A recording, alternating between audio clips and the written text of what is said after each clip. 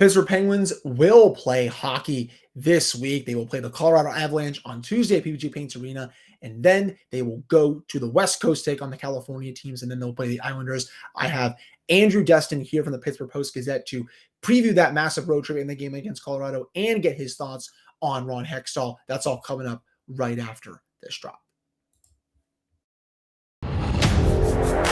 You're Locked On Penguins, your daily podcast on the Pittsburgh Penguins, part of the Locked On Podcast Network, your team every day.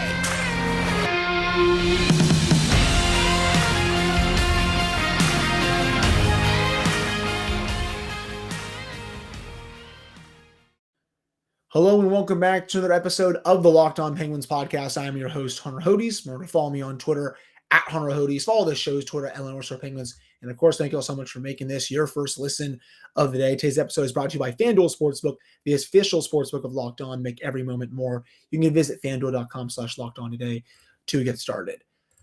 Joining me now, a first-time guest for this show, Andrew Destin of the Pittsburgh Post-Gazette. Andrew, really glad I could have you on for this one. And, you got to see a pretty long practice today. It looked like when I was refreshing my Twitter page as I was working today.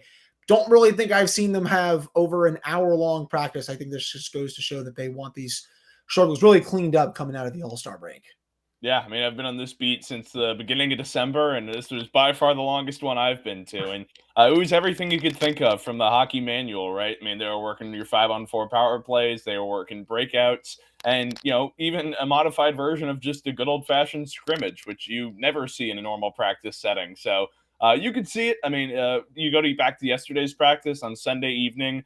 Mike Sullivan was talking about it after the practice, and he was saying, this is an opportunity for us to hit the reset button. And you can tell there was a lot of emphasis on just cleaning things up, like you mentioned there, Hunter. And the team seemed pretty engaged these last 2 days. And I'm curious to see what the attendance will be like for the morning skate before tomorrow's game against Colorado, just because this was such an intense practice today. Wouldn't be surprised to see a lot of guys, whether it's the vets or whatnot, take some much needed time off before the game, because today was an intense one. And it seems like there was a lot of attention to detail there. And curious to see how that transpires coming out of the break, because this is a team that, whatever script you want to use, you could say that they were able to eke out a couple of wins and sneak a few points across in losses, or you could say it's a team that was on the downside in need of an all-star break. Whatever narrative you want to use, they need to come out firing coming here out of the all-star break, and you can tell in practice the last couple of days that was definitely a point of emphasis, was that energy and maybe some reinforcements coming along the way too.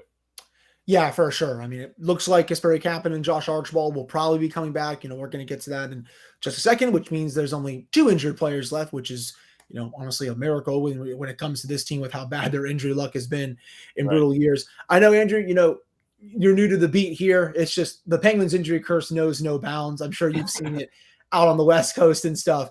It's brutal, but, hopefully that cleans itself up a little bit here in the second half. But, not to overshadow that, Ron Hextall came out of his cave yesterday, finally spoke to the media for the first time in, it feels like a year, but I think it was only just a few months. Last time it was, believe it was when Chris Letang had a stroke. He came and spoke to the media, but before that, in terms of the overall team, don't think he really spoke to the media since the beginning of the season. Looked like it was just kind of a state of the union address. Andrew, what did you make of Ron Hextall's presser, and what did you take? What were the main takeaways that you took out of it?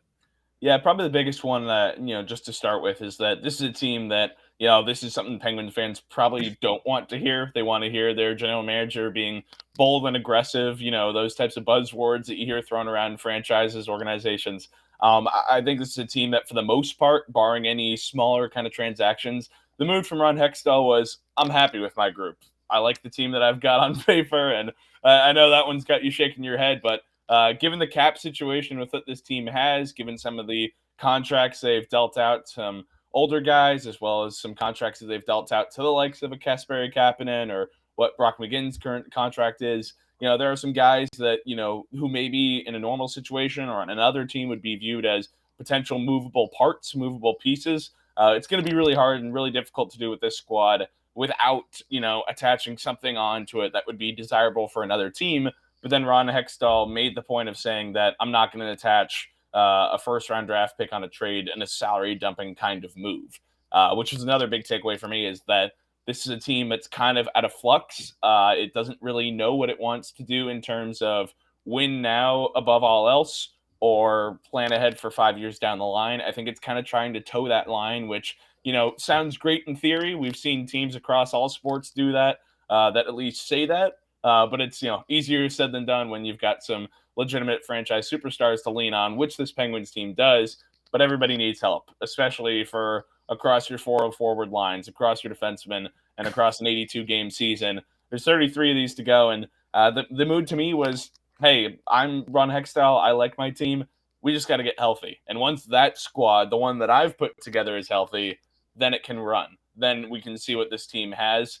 The problem is you've only got 3 weeks, 2.5 weeks and change until the trade deadline. You're going to have to find out pretty soon, what do you think of your team? And, even if maybe you are a seller, which he seemed to be adamantly opposed to, and I know most Penguins fans would be too, but that's a reality you might have to confront too, if this stretch of February games really does go south, or if, Tristan Jarry can't come back from injury, and then you're really facing the prospect of, what are you pushing for if you don't even have your starting netminder? Yeah, he's really the glue that makes this go, because if he's healthy, they can win a lot of games. I believe the record this year, it's something like 16-5 and 3, somewhere around those lines when he's healthy. Yep. When he's not, they struggle, whether it's Casey DeSmith or Dustin Tokarski. I'm sorry, I put the meme out there on my Twitter that, I saw the part where he said, I like our team on paper. And I'm like, I have that meme of Wong and the other, I don't remember her name from Marvel. And it's just like, why are you lying? Because I know you can't be sitting there and thinking that you actually do like the way the team is constructed when healthy, especially in the bottom 6, when so many of these guys are just not producing. I did also see, it sounded like, Andrew, that he kind of wants to make a change. It sounded like he wants to make a deal before the deadline. I will agree with him, because I've been pretty critical of him this season and just his overall tenure. I think outside of keeping the core and Rickard Rakell and a couple other moves, I don't think he's made the best of moves. He's kind of just, he's made the bottom 6 worse, I would say, over the last couple of years. But, he has had a couple of good deadlines. I want to see that here again. But, I just don't think he can really sit there and be like, oh, I like my team. I want to see when they're healthy, when, a lot of the forwards outside the top 6, well, the top 6 has been pretty healthy this season, but even some of the forwards in the bottom 6 have been healthy, like Jeff Carter, like Brock McGinn, like Danton Heinen, but they're not scoring. Brock McGinn was shooting 18%. Look where he is now. Jeff Carter has 4 goals this season, basically. He's a ghost every night. Danton Heinen scores once in a blue moon. Ryan Poehling's been decent since coming back. Teddy Bluger never scores.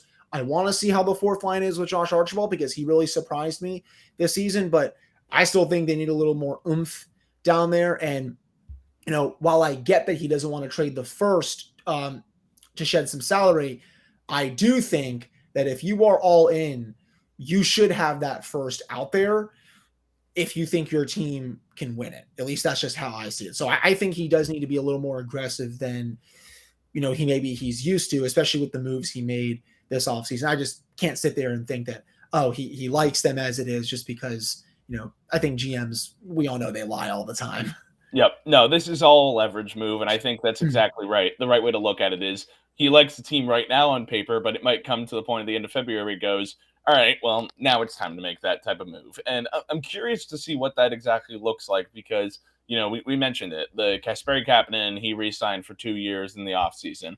Brock McGinn's under contract, I believe, through the 2024-25 campaign. And 38-year-old Jeff Carter, I mean, I'm curious to see what team would take that on if it's not a salary dumping trade. So, what kind of upgrades can you make to the third line? It's tough. It really is. And I don't know what that looks like, what fashion that takes. But the fourth line, you bring up a good point there, because I am very curious to see how that develops with the return of Archibald, because I think Poehling has played very solidly. And Bluger, for his offensive struggles, which seems like a yearly theme with him this year, albeit worse than most. I'm curious to see how that line kind of gels together, because Bluger has had his moments, whether it's as a penalty killing forward, he's still very successful there. It's just those other aspects of his game, point blank, high danger chances, all those sorts of things that have seemed to escape him. So I'm very curious to see how that all transpires once we get closer to March 3rd. I just think it's going to be so hard. And I wrote about this, how hard it's going to be to break up that third line, because those pieces, to me, I'm no NHL GM, but I'd just be hard pressed to believe those are desirable ones unless they are a throw in or the tack on or the player to be named later type of move. Unless you're attaching a draft pick to it, which of course, that's mortgaging your future. So it's a precarious slope. It's a tough one to battle if you're Ron Hextall, but I think there's something to be said about living in the present with your 35 years and older core guys, and especially if Tristan Jarry comes back here, which he is day to day. He's been, practicing before the actual team joint practices the last couple of days, so got to believe he's closer to coming back than not. So I think we're really going to get a good look here over these next 3, 4, 5 games of what exactly you've got here with this Penguins team. And then that's, I think, when we see Ron Hextall truly evaluate it. And, the reason for the timing of the press conference, kind of trying to get ahead of the news, was my interpretation of it, versus end of February when he's right in the thick of it, being like, all right, I'll talk to the media now. And, I'm right in the crunch time of making moves. I think we're kind of starting to turn the gears. The water's starting to flow a little bit. And whether moves get made, what those look like, not entirely sure. But I think it's a little bit too early to say. And it's really going to come down to these next 2 weeks to determine whether they stand pat, whether they're active, for better or for worse. And I think all three options are viably on the table, even the one of selling. Yeah, and they have a nasty schedule until then. They got the California trip. They got a game on Tuesday against Colorado, which we're going to get to a little later on. They have a lot of Metro games coming up. They're almost done, I think, playing the Western Conference this year, which is pretty crazy to think about. They still got 3 left against the Islanders, 3 left against the Rangers, 1 more against the Caps. Lot of tough games coming up. So I do agree that he's going to really truly see what he has in this team. Yeah, the third line is a massive problem. It was very weird to me that they had a whole week off and the bye week and then plus the All-Star break, and you get your guys back and you're still putting McGinn and Cartwright on your third line. I just don't really understand what the logic is there, but I think we're going to dive more into that coming up in this second segment. We're going to look at some of the practice notes and why Penguins are finally getting some reinforcements back, and why that could be a pretty decent big deal here as we get closer to the deadline, as this team they get closer to being fully healthy. But before we get into that, our next partner has a product I use literally every day. I started taking Athletic Greens because, want a better gut health. I sometimes want more energy in the morning because I'm a little groggy when waking up. So you're probably wondering, what is this stuff? Well, with one delicious scoop of Athletic Greens, you're absorbing 75 high-quality vitamins, minerals, and whole food source superfoods to help you start your day right. This special blend of ingredients supports your gut health, your nervous system, your immune system, your energy, recovery, focus, and aging, all of those things. It's also lifestyle friendly, where you eat keto, vegan, dairy-free, or gluten-free. Also costs you less than $3 a day. You're investing in your health, and it's cheaper than your cold brew habit. Right now, it's time to reclaim your health and arm your immune system with convenient daily nutrition. It's just 1 scoop in a cup of water every day, and that's it. There's no need for a million different pills and supplements to look out for your health. To make it easy, they're going to give you a free 1-year supply of immune-supporting vitamin D and 5 free travel packs with your first purchase. All you have to do is visit athleticgreens.com/NHL Network. Again, that is athleticgreens.com/NHL Network to take ownership over your health and pick up the ultimate daily nutritional insurance. All right, we're back here on this episode of the Locked On Penguins podcast. I'm your host, Hunter Hodes. That is Andrew Destin of the Pittsburgh Post-Gazette. I had a little case of the Mondays as I was finishing up our wonderful read on Athletic Greens there. But let's just jump right into our next topic here, Andrew. So, Penguins are getting a little healthier here. I did see the Lions for the most part. I liked that they put Raquel back up with Gensel and Crosby. I have heard that Crosby likes playing with Rust a bit more, but, I think Raquel is the better fit up there. Rust has been fine next to Malkin, and Jason Zucker, I think, has been the most consistent winger. I have no problems with the top 6. Defensively, we can say what we want about Brian Dumoulin. He's had a rough year. He was playing a little bit better before the break. I'll give him his curtains there. But, the fourth line, want to see how it does with Archibald back and see if he can carry Bluger, because I kind of think he was before he got hurt. It's just, as I alluded to before the break, Andrew, putting Brock McGinn and Jeff Carter together when they have had hundreds of minutes at 5v5 together this year, below 50% Corsi percentage, below 50% expected goals, below 50% scoring chances, I just don't really get that. And, someone like Drew O'Connor comes out, someone who I thought was playing really well prior to the All-Star break. Do you know why, some of these players just, have more of a leeway over someone like O'Connor, who I think should be in this lineup on an every night basis at this point? Because I could also say the same for, Danton Heinen. He was playing really well before the break, finally was getting some games together where he was scoring, but he's also out of the lineup as well. It's just, I think there's just some sort of, a weird thing where even though you play bad, like McGinn has, he still gets to stay in the lineup. So I'm just not really sure why they're sticking with that combination when it hasn't really done much this season. So I figured I would ask you about that after I saw the lines. Yeah, I think it's for this one, it's a financial investment. I think is really what it comes down to me. Money talks, and I think the last point about it too would also be that Kapanen's coming back healthy. He'd missed all the games since I believe he got injured January 18th against the Senators. He'd been out since then, so I think this is another example of we're getting a guy back healthy in the lineup, insert him in, and see how that does with that group. But your point's a valid one, Hunter, because you look back at the prior statistics and say, this three, when it's been paired together, McGinn, Carter, and Kapanen, it hasn't gotten it done. But you get a little bit more leeway when you've got some guaranteed contract money, when you've got an extension, when you've got years on your deal. You get more benefits of the doubt, right? It's and I think that's exactly what we're looking at here.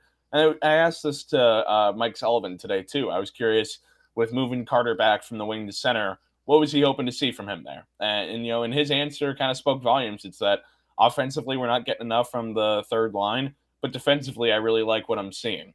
That's kind of what the theme of it was, is that defensively, it's doing enough there, just hoping that more time, more minutes together will eventually lead to offensive returns. It's not my place to say whether or not that's the right strategy, but that kind of seems like what the approach is that the defense is doing enough, but there needs to be more in terms of offensive zone possession time, puck in the offensive zone. Like, that's what you're kind of gunning for. You're looking for more of that. And, Kapanen, who he is as a player, he's a speedy guy. He can possess the puck on the boards and, crawl up that side. That's something that he's capable of doing. And I think, there's a point to be made that when he's out, that really negatively affects Carter, who we know isn't exactly the fastest skater at this point in his career. And McGinn, with the offensive struggles he's had, maybe it does lead to some success bringing Kapanen back in after missing a small handful of games there, and it can lead to things trending in the right direction. But I think, with the fourth line, that's something under Mike Sullivan that also, too, you're kind of looking for a different feel there. With the third line, you're looking for something that's kind of a mix, a hybrid of strong defensively, but also can contribute offensively.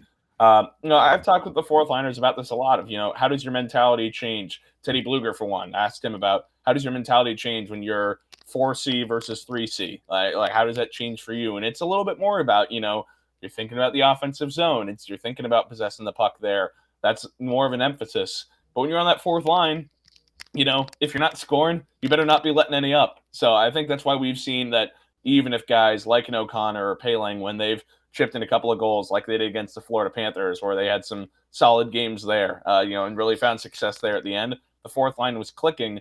But just because the fourth line is clicking doesn't mean it's doing so at a rate that's indicative of what a third line should be doing. It's a lot of word salad, but there's something to be said about just because the third line is underperforming doesn't mean the slightly overperforming fourth line would do better than the third at its job. And, a 38-year-old Jeff Carter, to have him constantly be pressing, constantly on the forecheck for a fourth line, I don't know if that's the results you're looking for either. And there's still the value of him in the faceoff dot too. What he does in that realm, it's still something that is, a positive effect on this Penguins roster. So I think they're kind of banking on what do you get once Kapanen comes back into the fold, and hoping that the marginal success they've had defensively, that can lead to some offensive success here too. But to your point, Hunter, it feels like a while since we've seen Jeff Carter put one in the net, and the same goes for Brock McGinn too.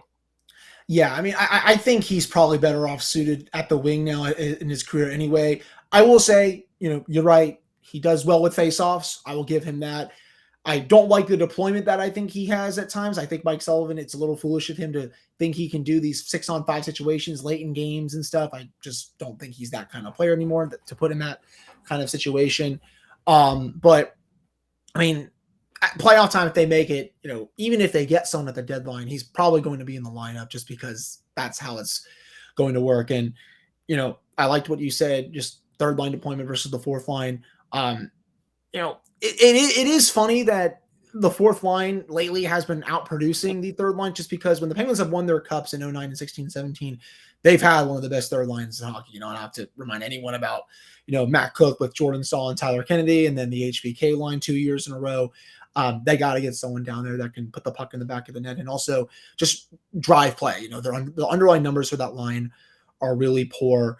And, that needs to change in a big way, because right now, with how I think it's constructed, at least in my opinion, Andrew, you're asking for your top six to carry the water every game. You're asking for your starting goalie to play well, but then you're asking for your bottom six to just not really allow anything at either end of the rink. It's just kind of like low event hockey is what I like to call it. You're not really scoring, but you're not giving it back the other way. At least that's how I thought Hextall was that was his philosophy with developing this roster over the last couple of seasons. But, you still need depth scoring if you want to win. That's how they've won three Stanley Cups in this era. But the other injured player that is coming back, Andrew, Josh Archibald. I was not big on his signing. I will again gladly eat crow on that. He had 4 goals prior to being hurt, hasn't played since mid-December. Kind of a nagging injury, it sounds like. He was carrying that fourth line, I felt like, before he got hurt. Teddy Bluger actually had good underlying numbers next to Archibald. I think Poehling, ever since he's come back, has played well, but even his numbers now didn't compare to where they were when Archibald was there. And also, it was interesting that Hextall really shouted out Archibald during the press conference yesterday. He almost made it seem like, the bottom six went to crap just because Archibald got hurt. And I never thought I would ever hear a statement from a general manager about Josh Archibald in that kind of degree. But it was one that he said, I think it just goes to show how much he values Archibald. And again, he's played well this year. I'm excited and curious to see how he fits back on that fourth line on Tuesday. But, just very interesting to hear him say those things about him when he was asked about the bottom six by one of the reporters.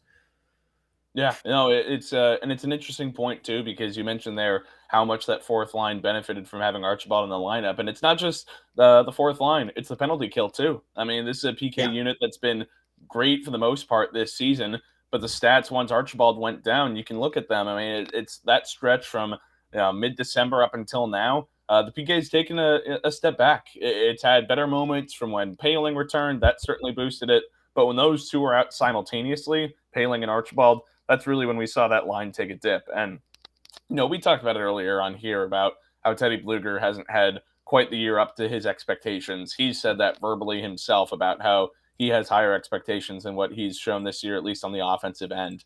I think the point to be made about Josh Archibald is not that he is the savior, but more so that he alleviates some of the things that other players have had to do in his absence, and then that can therefore allow them to do more.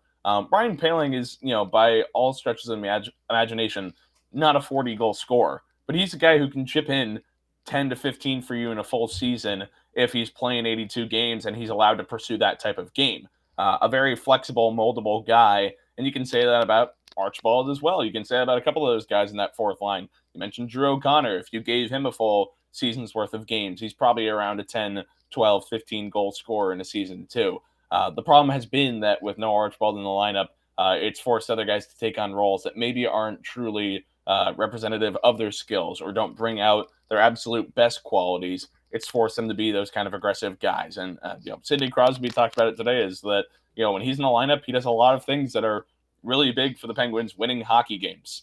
That's being aggressive, that's being physical, it's being fast. These are traits that, a lot of hockey players might have, but Archibald relies on them and, exclusively use them on the hockey rink. So I think him coming back to the lineup, it really does speak volumes to how much the team needs those contributions from the bottom six. And I don't know necessarily if that has much of an impact on the third line, but from a fourth line perspective, it definitely impacts those guys, especially for a squad that now is starting to get more and more healthy, getting guys back that maybe we can see what they're capable of doing at full strength, kind of like they were doing there at the end of November, early December. Yeah, I mean, that's when the team was, I think, arguably the best team in the league, when they were just running through teams. Obviously, the injuries happened, which is unfortunate. But, I thought the fourth line was really starting to cook prior to the All-Star break. The numbers were really decent, especially when Danton Heinen or Drew O'Connor were down there. And again, it's unfortunate that O'Connor's not getting a shot, but that's a discussion for a different day. But I think Archibald's going to make those numbers go up even more because they signed him just because of his goal scoring ability in the bottom six. I believe he's about a 10, 11 goal per 82 game guy. So that's what you're getting out of him. And also again, his PK ability, and he also does throw his body around a lot. He brings a lot of energy to that fourth line. And, I think it's hopefully going to pay some big dividends as we come down the stretch here. Still have a little more to get to for this episode. We're coming up in our final segment. We're going to touch on the massive road trip that the Penguins have coming up, plus just how they really need to start banking points here starting on Tuesday against an Avalanche team that has struggled a little bit this season, but they're starting to find their stride at least a little bit right now. But before we get to that, this year, the only app you need at your Super Bowl party is FanDuel, America's #1 sportsbook. Really excited about our new sports betting partner for Locked On because they're the #1 sportsbook in America, FanDuel. And if you're new to FanDuel, that's even better. They have so many great features that make betting on sports fun and easy. You can download the app right now so you can bet on Super Bowl 57 between the Eagles and the Chiefs with a no-sweat first bet. You'll get up to $3,000 back in bonus bets if your first bet does not win. They'll let you bet on everything from the money line to point spreads to who will even score a touchdown. Again, I said it last week. I'm going to say it again here. I personally like the Eagles' money line in this one. They've been the best team in football all year. Patrick Mahomes is a little bit banged up still. I know he played very well against the Bengals in the AFC Championship game, but with how the Eagles have been on offense this season and how their defense has really played as of late, I like the Eagles' money line in this one, that's for sure. It's on an app that's safe, secure, and super easy to use. And best of all, you can get paid your winnings instantly. So join FanDuel right now at FanDuel.com/lockedon to claim your no-sweat first bet on Super Bowl 57. That's FanDuel.com/lockedon. Make every moment more with FanDuel, the official sportsbook partner of the NFL. All right, we're back here in this episode of the Locked On Penguins podcast. I'm Hunter Hodes. That is Andrew Destin of the Pittsburgh Post-Gazette. So, Andrew, big week for this team here. They got the Colorado Avalanche coming to town for the first time, first of two meetings this season. This is an Avalanche team that's kind of hanging on for dear to life right now in a playoff spot, but they have won 7 of the last 8 coming into this. They've just been really hurt all year, I think. Ranson's been hurt. Landeskog, I think, is still out, if I'm not mistaken. McKinnon's been hurt. McCarr's been hurt at times, but this is still one of the best teams in hockey. You have Nichushkin on their top line, Nathan McKinnon, Arturi Lehkonen, JT Compher, old friend Evan Rodriguez, who I will still forever be mad that the Penguins did not re-sign during the offseason, Alex Newhook, Dennis Malgin, Matt Nieto, Cale Makar, who I think is the best defenseman in the league right now, Devon Taves, Bowen Byram, Sam Girard. That's a disgusting top 4. They also have 2 goaltenders in Francouz and Georgiev, who have been 9-17 or better. This is a big one for the Penguins, Andrew. What are you really looking forward to seeing in this one for the Penguins, or just what are some keys for them to win this game?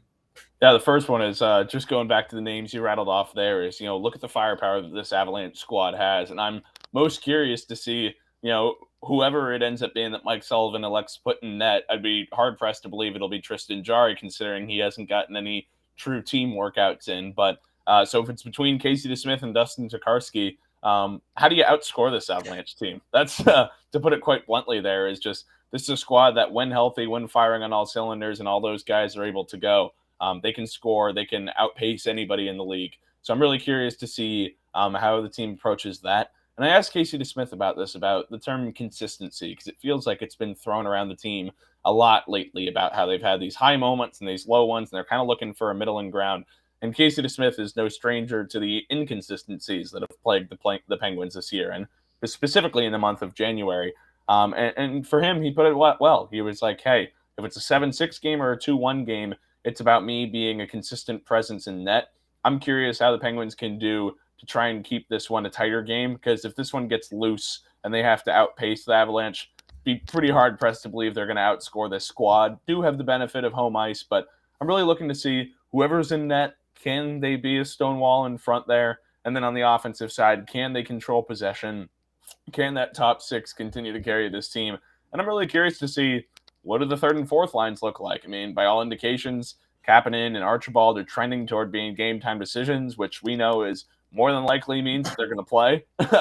So if those guys are in the lineups, how do the third and fourth lines look? And how do they look like against those Avalanche third and fourth lines, which have been benefited? I mean, you bring up Matt Nieto. He's a guy that they just traded for a couple of weeks ago. He's benefited then since coming over from the Sharks. I mean, this is a Pens team that, they're in search of points wherever they can. The Avalanche are the same case, but I feel like it's in a little different position because that's a team that now that it's healthy and has all of its guys coming back, or at least most of its guys coming back, they're on a hot streak. They just have to continue what they're doing versus with the Penguins. Now you're getting the guys back. Can they go on that stretch run or not?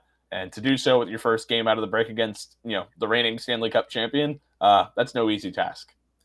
Yeah, no, it's definitely not. And, I always look at Daily Faceoff because they have the lines, but they didn't have Ranson on there for some reason, but it looks like he's going to be ready to go for this one. It's just Landeskog who it looks like is going to be out, and he's been out for a while. I think it looks like Josh Manson's not going to play either. Darren Helm also out, and I almost sometimes forget that guy is still in the league because he played in the Stanley Cup final back in 08 and 09 when they played the Red Wings. But no, I definitely agree with that.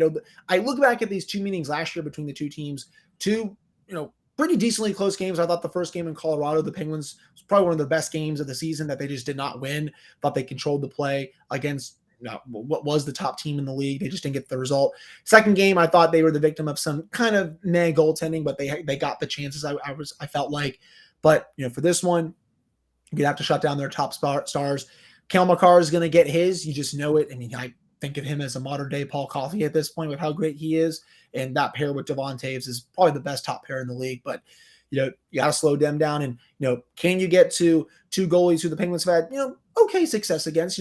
They know Georgiev from his Ranger days. They played well against him, when he came in for, I think, Shesterkin a little bit in the playoffs last season. But he's had a pretty good year. I wasn't sure about that move. He's over 917. Pablo Francouz also over 917. It doesn't really matter which goalie they start because it's kind of been a 1A, 1B thing. But, I'm really curious to see, how they do against a team like this, especially, the penalty kill too. You're going up against a power play unit that can throw out Nichushkin, Ranson, and Lehkonen, McKinnon, and Makar. You're lucky they're not putting Landeskog out there. That's a big test for that unit, especially with Archibald coming back. So I always love when the Penguins play the Avalanche. I think the Avs are one of the most fun teams in the league to watch. Peter Forsberg was my favorite player growing up, so I always kind of had a little bit of love for them.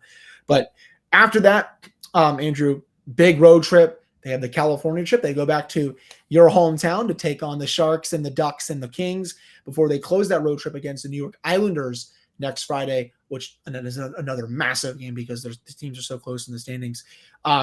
This team has to bank points here. You are only 1 or 2 points clear of the Buffalo Sabres, the Florida Panthers, and the New York Islanders. They have never been more vulnerable in all of the time that I've covered the team, let alone watched the team since I was a little kid. Just how important is this next stretch of games for this team as they try to bank points and maybe create some separation from some of these other teams chasing them? Yeah, it's huge because these are games. I mean, the two of the teams I'll mention there right off the bat. The Ducks and the Sharks, these are squads that they've already played this year. And one of them was a loss in regulation to the Sharks, and the other was a win against the Ducks that they probably shouldn't have had, right? Yeah. I mean, these were games that were close. They got 2 points against the two teams that, if I'm not mistaken, are in the cellar of the Western Conference, at the very least in the Pacific Division. You got to get at least 2, at least 3. To me, those are 2 must-win regulation wins against those squads, and especially because after they play the Ducks, it's the second night of a back-to-back. You play the Kings, and that's a Kings team that, with the balance that they have between young talent as well as the vets with guys like Doughty, I mean, this is a team that has been playing very well this year. And with that coming on the second half of a back-to-back, got to believe that's the type of game where you got your backup netminder in, whether that's to Smith or if that's to Karski, depending on, Jari's availability. That'll determine that in part. But that'll definitely be a tougher effort against a much tougher opponent. So to me, what I'm looking at there is got to get to against the Ducks. If you can get a point against the Kings, great. If you can salvage it, a win would be tremendous. But then, 3 nights later, then you have to get 2 against the Sharks again. This, to me, screams a 4-point road trip, if not more, which, as we know, is a huge ask in hockey. But these are 2 teams that are in the bottom of the NHL. And if you can't beat these guys on the road and you already struggled with them earlier in the year, then what more evidence do you need to believe that this team, maybe they're not that special this year, right? If you lose to the Sharks at home, if they do, I'm not saying they will, but if they do lose at their place, then you're sitting in the mirror going, well, we're 0-2 against one of the worst teams in the West, let alone the NHL. Maybe you split against the Ducks. It's, pretty soon you got to get the reality check of, hey, maybe this team's not so great. But on the flip end of it, if they go 3-0 on the road trip and get 6 points, leading into that Islanders one, then we're having an entirely different conversation. So It's a critical road trip, which if you had asked me in December if the road trip of Ducks, Kings, and Sharks was going to be the most important one on the schedule, I'd probably tell you you're crazy, but I think that's kind of what we're looking at here, especially given the time frame leading up to the deadline. Yeah, no, I definitely agree. And, if you can get the 2 points, especially tomorrow against the Avs, and then go get win 2 of those games on the on the California road trip, excuse me, and then you can play well against the Islanders, a team that they just got better. They traded for Bo Horvat. They just extended him. That'll, I think, hopefully really turn the season around for this team. It's just, can they do that? And hopefully during that time, can they get their number one goaltender back? Just relying on Casey DeSmith has just, it's boom or bust for him. I keep saying it's Jekyll and Hyde. You don't know what you're going to get with him. So hopefully Tristan will be back sooner rather than later so he can start some of those games. Maybe he'll be back for the weekend. They keep saying he's day-to-day. He's been skating before, taking some shots. We'll have to see when he takes a full practice. And then I think the big key, Andrew, is him staying healthy because he's just been injured way too often these last 7 to 8 months. But I think that might do it for this episode. I really appreciate you coming on for the first time. We're going to definitely have to do this again at some point during the season. Andrew, just let the listeners know where they can follow you on social media. And of course, if people are not following your work, where they can find it? Yeah, absolutely. It's on Twitter. You can follow me at Andrew Destin1. That's Andrew, normal way you spell it, and then D as in dog, ESTIN1, the number, on Twitter. And then check out post-gazette.com to read along with some of my work, as well as my colleague Matt Venzel covering the Penguins as well. Feel free to check out our content there and keep up to date with us on Twitter. Yeah, definitely check him and Matt's work out. They do a great job covering the team, and we'll have to see if Penguins can get back on the winning note on Tuesday as they will play the Avalanche. I'll have a full game recap episode coming up after that one, and then we'll preview the California road trip in more detail a little later on in the week. So again, thank you all so much for listening. Andrew, thank you for coming on, and we'll have another one of these on Tuesday.